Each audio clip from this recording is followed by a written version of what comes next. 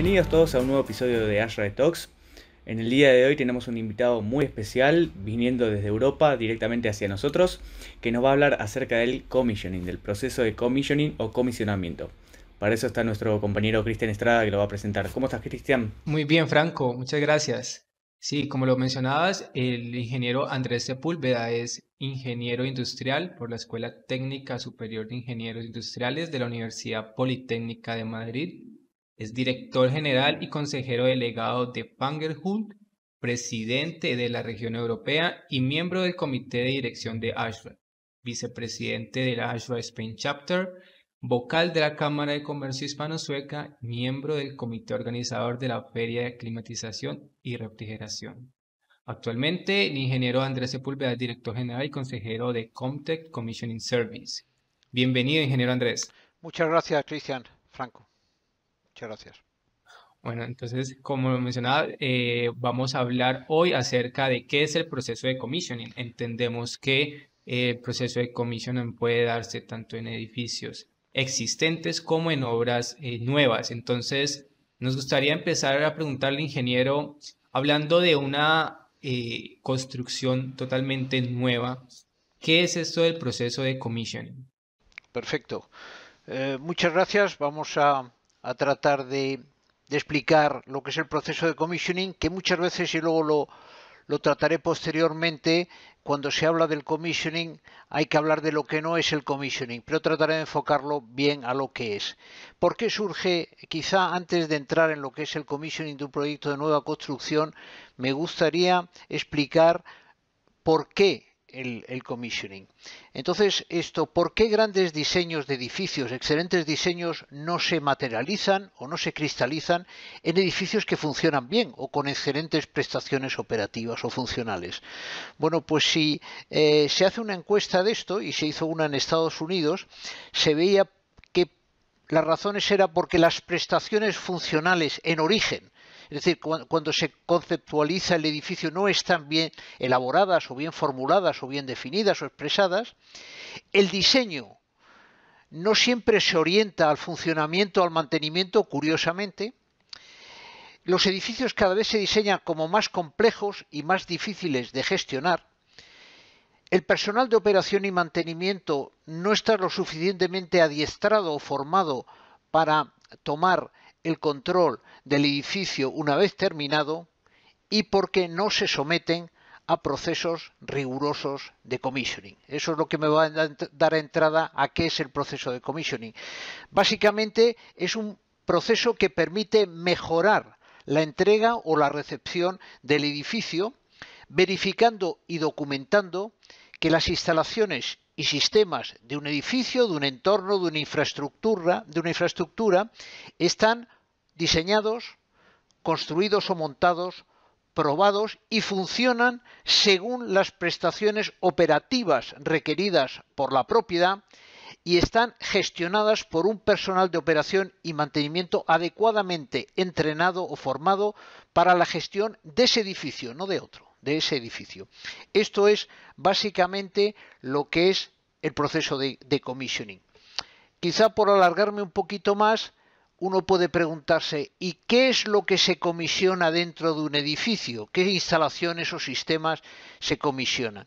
Y evidentemente se comisionan todos aquellos sistemas que tienen una dinámica de funcionamiento, ¿de acuerdo? No estáticos, sino que tienen una dinámica de funcionamiento, como por ejemplo el HVAC, las instalaciones eléctricas, el control centralizado, la fontanería, las energías renovables, la iluminación, la red de tierras y también, y muy importante, la propia envolvente del edificio, la piel del edificio. Es muy importante el implantar y el aplicar el proceso de commissioning también a la envolvente del edificio. Cuando escuchamos esto del proceso del commissioning, vemos que va muy ligado a un seguimiento de unas fases de un proyecto. Ahora, si ya cuento con un edificio existente, ¿cómo un comisionador puede entrar a aportar? Bien, me alegro de esta pregunta porque ¿qué es lo que ocurre? Cuando el edificio se termina de construir y se ocupa, a lo largo de su ciclo de vida, esas prestaciones en origen, aquellas que se definieron cuando se hizo la concepción del edificio, puede que no sean las que actualmente se demandan. ¿Por qué? Pues imaginémonos que tenemos un edificio que se ha hecho para ser ocupado por una sede corporativa y que años después se decide alquilarlo en un proceso de multiinquilino, es decir, que tengamos un edificio por planta, o porque la normativa ha cambiado o porque la tecnología ha avanzado y por lo tanto tenemos que volver a definir cuáles son las prestaciones que hoy en día demanda ese edificio existente. Entonces, cuando se aplica el proceso de commissioning ahí, es precisamente para ver cuáles son esas demandas, esas prestaciones que hoy en día demanda el edificio y, lógicamente, probar, buscar, por supuesto, mejoras operativas, recomendaciones de mejoras, implantarlas y verificar que el edificio funciona según esas prestaciones que hoy en día demanda el edificio o demandan los usuarios del edificio. Es por eso el proceso de commissioning aplicado a edificios existentes es, como muchas veces decimos, es darle una segunda oportunidad al edificio. Perfecto, perfecto.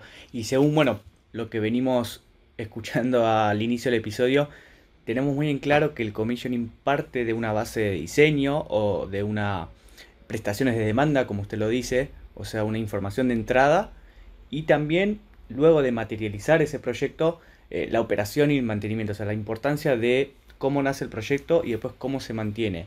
O sea, ¿cuál sería el alcance de esta persona que va a hacer realmente el mantenimiento, el comisionamiento? O sea, ¿cuándo entraría esta persona al proyecto y cuándo finalizaría su trabajo de comisionar el proyecto entero?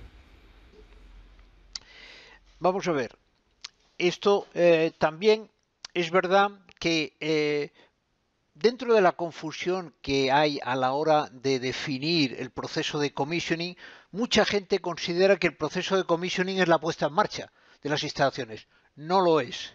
Mucha gente considera que el commissioning es un proceso de control de calidad. Lo es, pero no sustituye al control de calidad. Mucha gente piensa que es la asistencia técnica o la supervisión técnica o la dirección facultativa del proyecto. No lo es complementario. Mucha gente considera que puede ser la gestión de proyecto, el project management. No lo es. Por supuesto, no es la propiedad, no es el fabricante de equipos ni es el instalador. Es precisamente el conglomerado que de alguna manera rellena esos huecos y hace que el conjunto sea consistente.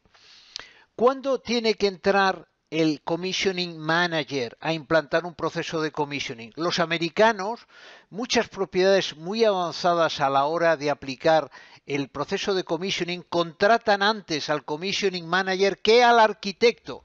En Europa se llevarían las manos a la cabeza o en Latinoamérica. Imposible. Los americanos lo hacen. ¿Por qué?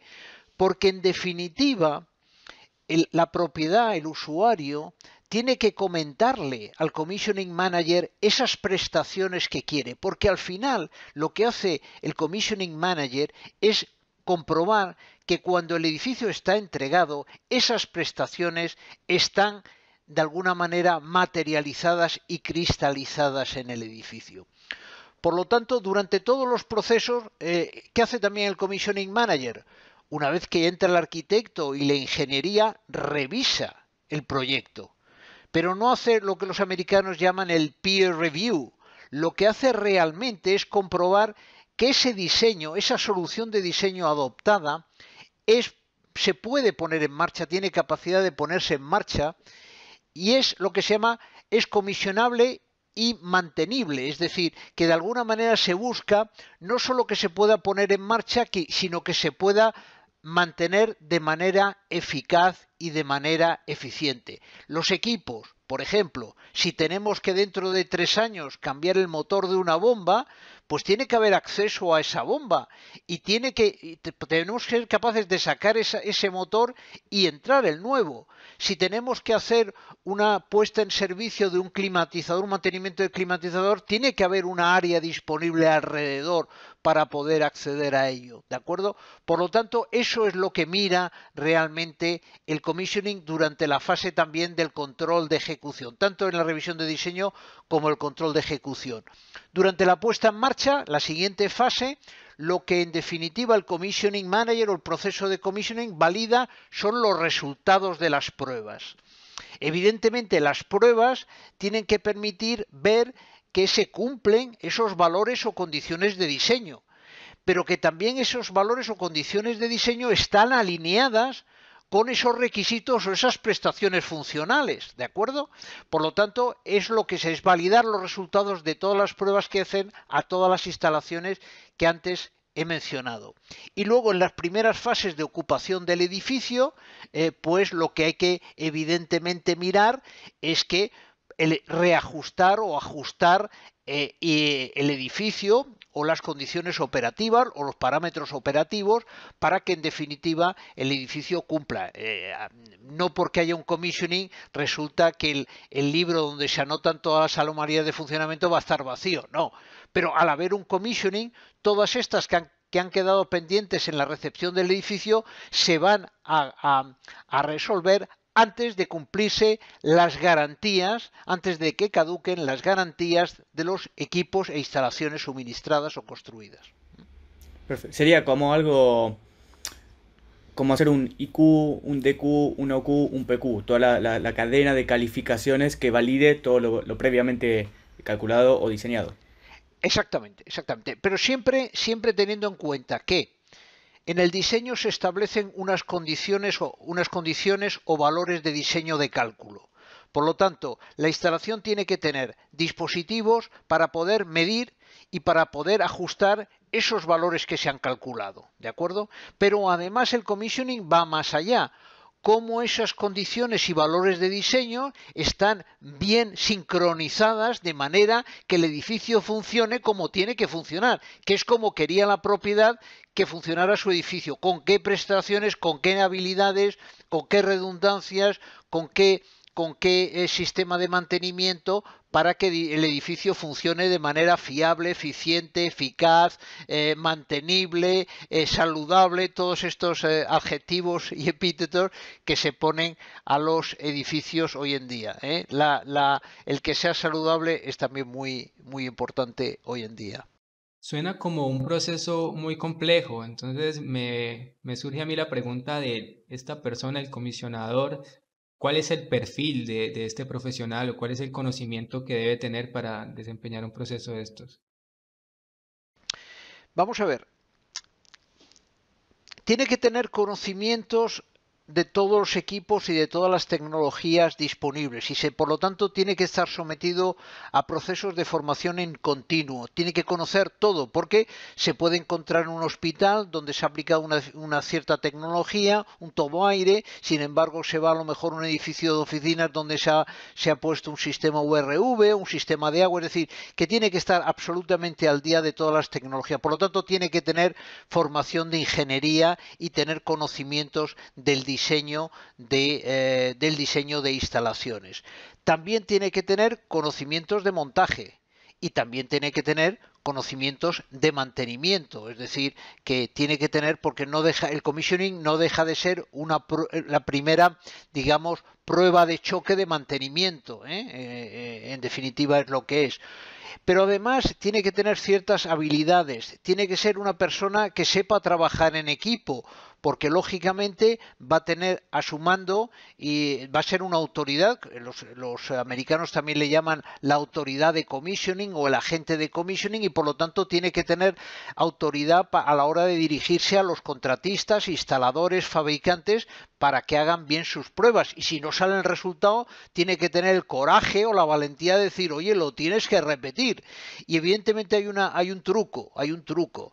Esto, no por repetir 100 veces la prueba, si no se hace nada va a salir el resultado. Es decir, que si las condiciones son las mismas y la primera vez no sale bien la prueba, la segunda tampoco, ni la tercera ni la cuarta. ¿De acuerdo? Entonces hay que cambiar algo, hay que cambiar las condiciones para que la prueba salga. Entonces, ¿qué es lo que ocurre?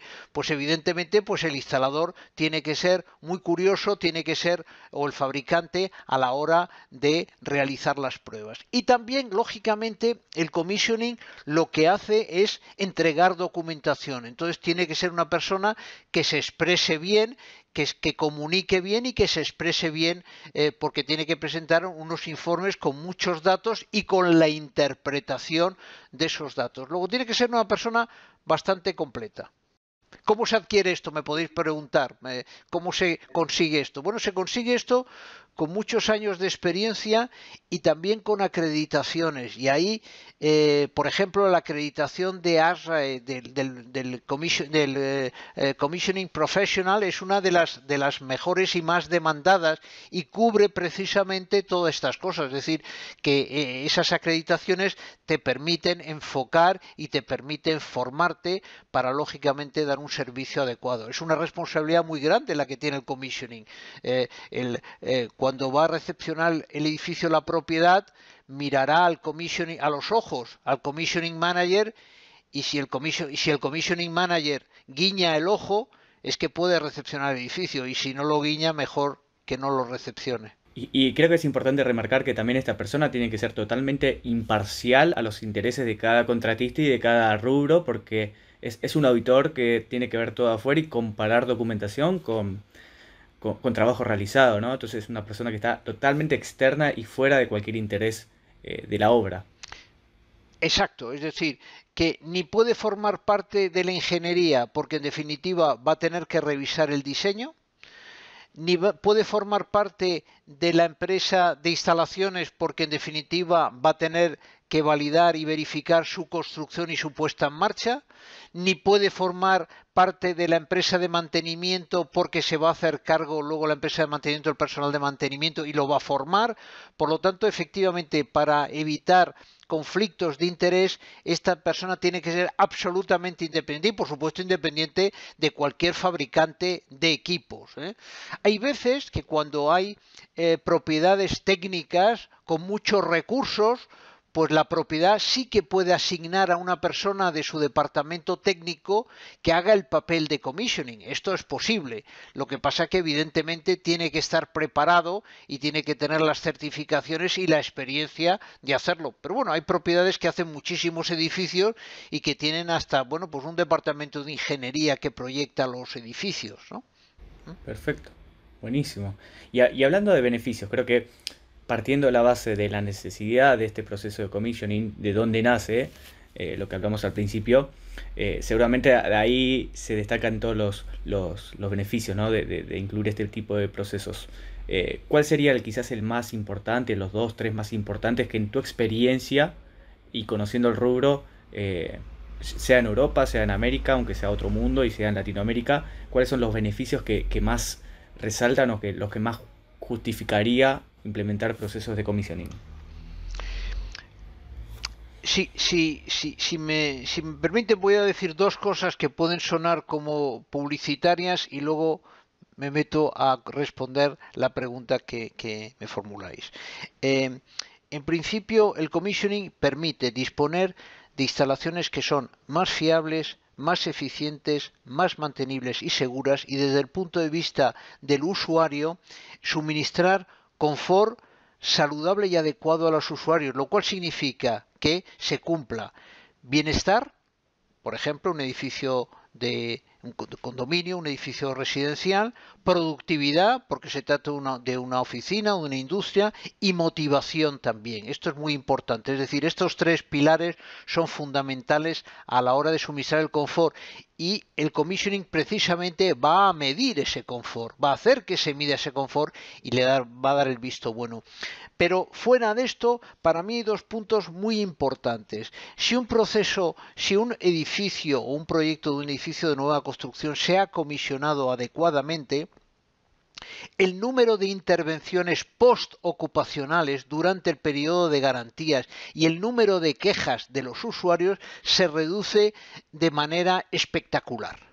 ¿Por qué? Porque se ha probado y probado suficientemente las instalaciones. Daros cuenta que no todos los edificios se comisionan. Hay muchos edificios que hoy en día todavía no se comisionan. ¿Y qué es lo que ocurre? Que la empresa de mantenimiento, el personal de operación y mantenimiento, lo que hace es que cuando recepciona las instalaciones tiene que intentar hacer aquella puesta en marcha que no fue comisionada por un commissioning manager. Entonces va a dedicar parte de su tiempo a hacer lo que tenía que haber hecho bien el instalador.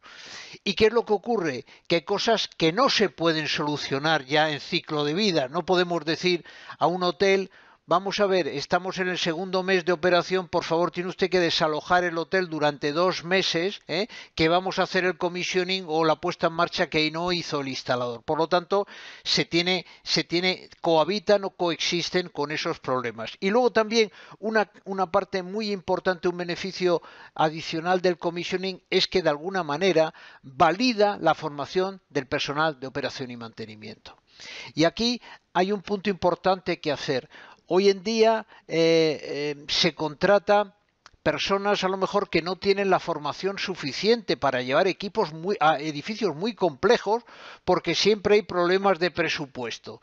Ya el inversor se ha dejado todo el dinero en la construcción y no le queda nada para hacer el mantenimiento, y por lo tanto contrata a lo mejor a personal que no tiene, digamos, la capacitación. Bueno, esto puede ser un problema, pero mayor problema es contratar una empresa que sí tiene la capacitación, pero que no ha recibido el adiestramiento y la formación para gestionar las instalaciones y sistemas de ese edificio en concreto, no en otro. Tiene que estar formado en eso. Y una de las, precisamente de los beneficios del commissioning es que tiene que validar la formación del personal de operación y mantenimiento y verificar el material que se le va a dar y agendar la impartición de cursos y los instructores que van a dar esa formación por parte de los instaladores o fabricantes. Por lo tanto, digamos, yo creo que eso. Y luego, otro beneficio más adicional es alargar la vida útil de los equipos. Y uno puede explicar, pero entonces es que el commissioning también hace magia, si es capaz de hacer que duren más. No, es que como si están bien ajustados su funcionamiento, van a estar funcionando únicamente el tiempo que necesitan funcionar para dar las condiciones de servicio adecuadas. Y no se va a tener que arrancar el chiller el domingo por la mañana para que cuando las personas lleguen al edificio de oficinas a las 8 de la mañana el lunes tengan frío. Y se va a hacer que los equipos funcionen las horas que tienen que funcionar para, lógicamente, suministrar las condiciones bien de confort, por ejemplo, en la instalación de HVAC o las instalaciones eléctricas, el servicio que tengan que dar a todas las instalaciones adicionales. Yo estoy muy de acuerdo con lo que mencionas del proceso de commissioning y de cierta manera se lo compro la idea y estoy totalmente a favor. Pero hablando ya de la persona que hace el comisionamiento en su profesión y en su ejercer, ¿cuáles son los retos que se encuentran, tanto en España o hablando de pronto en países como pensándolo en Latinoamérica, que quizás estos procesos no sean tan comunes? ¿Cuáles son los retos que se encuentra el comisionado? Bueno, el reto principal con la que se enfrenta el commissioning manager o la empresa de commissioning que implanta el proceso en un edificio o un entorno es no tener el apoyo y la confianza de la propiedad. Entonces, si un commissioning manager va a estar contratado con una propiedad que simplemente le ve como una persona, una empresa que le va a hacer gastar dinero, mejor que no haga el commissioning. O sea, el reto fundamental es que de primeras el inversor, la propiedad, el usuario final, el promotor, apoye totalmente el proceso de commissioning. Y una vez que hacerlo bien para ganarse la confianza de ese inversor o de esa propiedad. Es el reto fundamental que tiene la persona que se va a dedicar o el equipo de trabajo que hace el proceso, que implanta el proceso de commissioning, al que se va a enfrentar. Ese es fundamental. Y por lo tanto, dentro también de ese apoyo es lógicamente una de las cosas fundamentales que tiene que hacer, y el periodo más crítico del commissioning es precisamente el validar las pruebas de puesta en marcha de las instalaciones. Y ahí es fundamental que el apoyo se materialice por parte del inversor y que los instaladores y fabricantes repitan o ajusten siempre sus equipos y sus sistemas hasta que den las condiciones y diseños las condiciones o valores de diseño que permiten que ese edificio o que esos sistemas o instalaciones funcionen de acuerdo con lo que tenía previsto o de acuerdo con las expectativas de la propiedad. Pero fundamentalmente el reto principal es de arrancada tener el apoyo y segundo, ganarse la confianza. Que no se vea que el commissioning es un impuesto, decimos aquí, un impuesto revolucionario. Bueno, ahora como quiero certificar con la certificación LEED mi edificio, pues claro, tengo que contratar a una empresa de commissioning. Yo no creo en el commissioning, pero tengo que pagar a una empresa, a un agente de commissioning para que me haga ese trabajo. Mal se arranca el tema. Y luego también dentro de eso, es decir, las prisas. La puesta en marcha, que es la parte fundamental del periodo crítico, la ruta crítica del commissioning. ¿Por qué decimos que es la ruta crítica? Porque una vez superada, si es exitosa, el edificio se va a entregar. ¿Qué es lo que ocurre normalmente en las planificaciones de obra? Que todo se retrasa. No sé ahí, aquí todo se retrasa, se entrega más tarde. ¿Y qué es lo que ocurre? Que en lugar de retrasarse todo, lo que hace es que se comprime la puesta en marcha. Y donde a lo mejor en origen el planning tenía dedicar 2 meses, al final quedan 15 días para poder poner en marcha porque el inversor no quiere retrasar la entrega del edificio o la recepción del edificio. Es por eso que también el commissioning manager tiene que de alguna manera buscar bien la ruta crítica para buscar huecos para simultanear operaciones de puesta en marcha y verificaciones y no quedarse para hacer toda la puesta en marcha al final. Evidentemente el mayor porcentaje se hace al final, pero el comprimir eso hace que muchos edificios se entregan con la promesa de continuar la puesta en marcha una vez integrado. Una vez entregado. Aquí muchas veces se dice, y en Europa y también en Estados Unidos, no, todo está perfecto, ya se puede entregar el edificio, lo único que falta es la puesta en marcha. Eso es lo más importante. Me imagino. Y el comisionador, entonces, pues veo yo, queda un poquito en el medio entre el inversionista o el dueño y los que están realizando la obra. Sí. Queda como que en medio de esa batalla. Sí, exacto. Es decir, que es cómodo. La figura del agente de commissioning, que hay muchos nombres que se dan al commissioning, se habla del commissioning manager, del proveedor de servicios de commissioning, del commissioning authority, de la agencia de commissioning. Es cómodo para las propiedades porque en definitiva, pues sobre todo en ese momento crítico que es la puesta en servicio de los equipos y de las instalaciones, pues tiene una persona para que en definitiva, con la autoridad suficiente delegada, para que hacer esas labores de convencimiento tanto a los instaladores como a los fabricantes, que también tienen que poner en servicio sus equipos para que realmente se haga. Y también no olvidemos que otra de las responsabilidades del commissioning es verificar el montaje, pero no como lo hace el control de calidad, es verificar que el montaje va a permitir hacer la puesta en marcha y el mantenimiento de esas instalaciones. Lo voy a explicar sencillamente. Si nosotros tenemos una válvula para medir el caudal de agua y las tomas de presión están contra la pared o contra el techo y el techo se ha puesto un techo definitivo y no hay un registro para acceder a esas tomas de presión de la válvula, ¿cómo se va a poder medir la válvula sin romper el techo? Claro. Esas son las cosas que va a mirar durante el montaje, va a mirar el Commissioning Manager, por ejemplo, que haya registros suficientes para acceder a aquellos elementos donde es necesario medir o donde hay una monitorización de las condiciones, ¿eh? Esa es otra de las cosas muy importantes. Pero yo creo que hace su labor y que el inversor cuenta cómodo y confortable tener esta figura que le evita a él demasiada exposición o broncas con los instaladores y con los contratistas y fabricantes. Son los ojos del dueño, digámoslo así. Son los ojos del dueño, exacto, exactamente, son los ojos. Esa es una expresión que viene muy bien para definir al commissioning manager.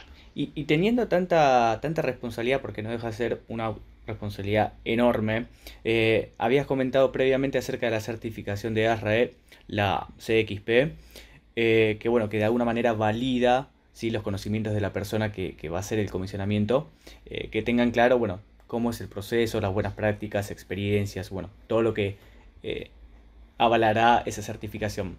Dentro de ASRAE sabemos que hay muchos estándares que de alguna manera detallan ciertos procesos o procedimientos. ¿Qué guías dentro o fuera de ASRAE existen acerca de justamente esto, de cómo realizar un proceso de commissioning, cómo tiene que ser la persona, qué registro mantener, o sea, qué estándares, qué bibliografía, dónde podemos recurrir para buscar más información técnica acerca de este proceso?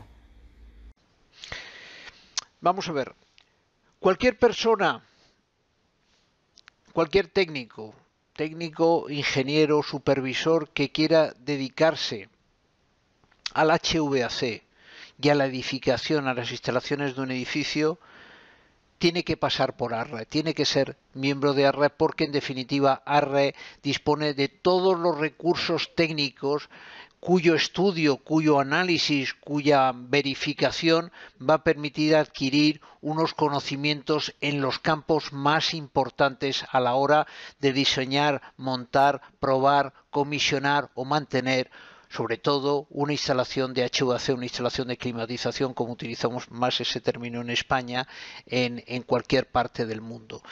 El commissioning dentro de ASRAE forma parte probablemente de los 5 temas más importantes que hay, ¿eh? No estamos hablando, está probablemente casi con seguridad entre los 5 temas fundamentales en la generación y actualización de recursos técnicos que ASRAE pone al servicio de la industria.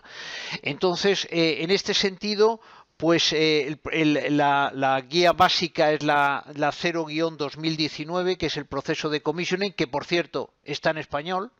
Casi todas las guías y estándares que voy a decir ahora de commissioning están disponibles en español, porque he tenido el honor de traducirlas, por lo tanto, esta está en español. Luego está la 202-2018, también disponible en español. La guía estratégica de commissioning, también disponible en español. La 0.2-2015, que es el proceso de commissioning a instalaciones y sistemas existentes, también disponible en español. La 1.2-2019 para edificios existentes, también disponible en español. La 1.1-2007, que es el proceso de commissioning a instalaciones de HVAC, esa solo está en inglés.